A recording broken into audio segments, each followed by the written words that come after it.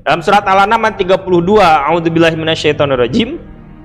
Amal hayatud dunya illa laibu wa lahwun wa ladzarul akhiratu khairul lil ladzina yattaqun afala taqilun. Dan sungguh kehidupan dunia itu adalah main-main dan senda gurau belaka. Di sini Allah menjelaskan bahwa kita di dunia itu hanya main-main saja, senda gurau belaka gitu kan. Makanya tidak elok kalau kita dipermainkan oleh hal yang main-main gitu. Seharusnya kita harus bisa mempermainkan dunia ini. Dengan adanya dunia ini, bagaimana kita jangan fokus di dunianya itu. Apalagi kalau kita melihat kosakata bahasa Arab, dunia itu berasal dari kata dania, artinya kan hina gitu kan.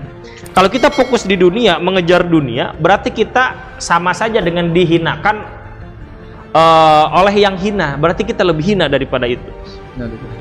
Nah, apalagi definisi kedua, dunia itu berasal dari kata adunu, sesuatu yang dekat.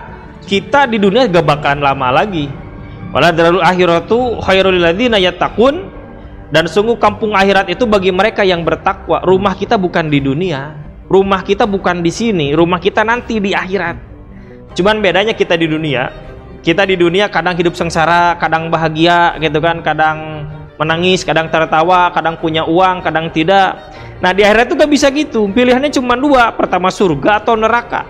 Kalau surga kita akan bahagia selamanya, kalau neraka kita akan sengsara yang belum pernah bisa kita rasakan. Dalam arti saking sakitnya ini neraka. Pilihannya cuma dua, itu pun tergantung kehidupan kita di dunia. Dan di dunia ada fase umurnya 60, 70, 80, 90, 100 selesai gitu kan.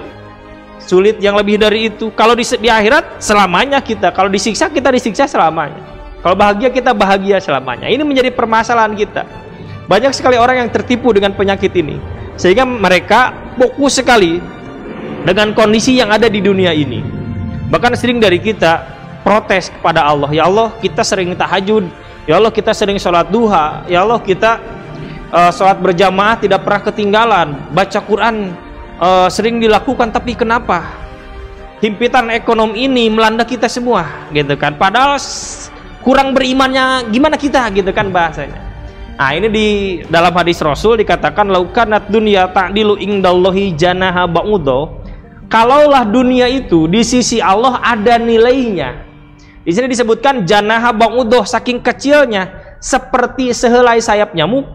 Kalau di sisi Allah dunia itu ada nilainya seperti sehelai sayap nyamuk, maka kafirun anha syarbata ma'in, orang kafir itu tidak akan ada yang dikasih minum meskipun hanya seteguk.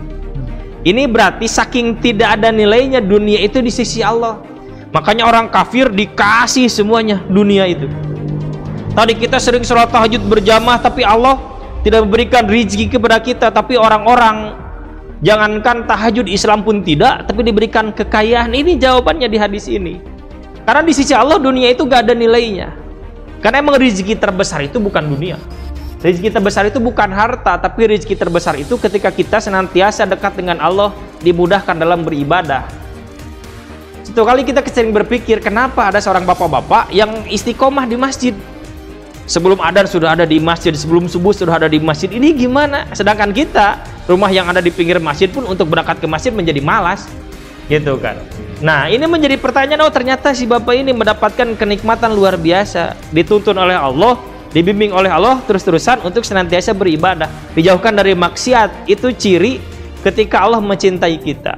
Tapi ketika Allah benci kepada kita, maka hambanya itu akan disibukkan dengan dunianya itu gitu kan, sehingga orang tersebut diuji dengan itu, lupa dengan ibadahnya. Hadis Nabi juga mengatakan, Rasulullah tidak pernah khawatir, bukan kemiskinan yang aku khawatirkan, kata Rasulullah.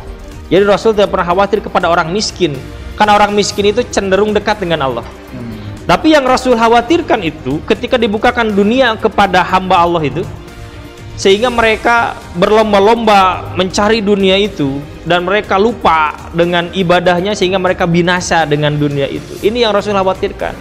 Ya kita introspeksi diri, ketika kita punya banyak harta, banyak uang, ke masjid pun jadi malas. Kita fokus dengan hartanya itu. Ketika bisnis sedang rame-ramenya, ketika bekerja sedang giat-giatnya, proyek banyak kesana kemari, itu sholat hampir lupa. Ini yang dikhawatirkan oleh Rasulullah. Makanya fitnah dunia ini menjadi ancaman yang sangat luar biasa untuk umat Islam saat ini.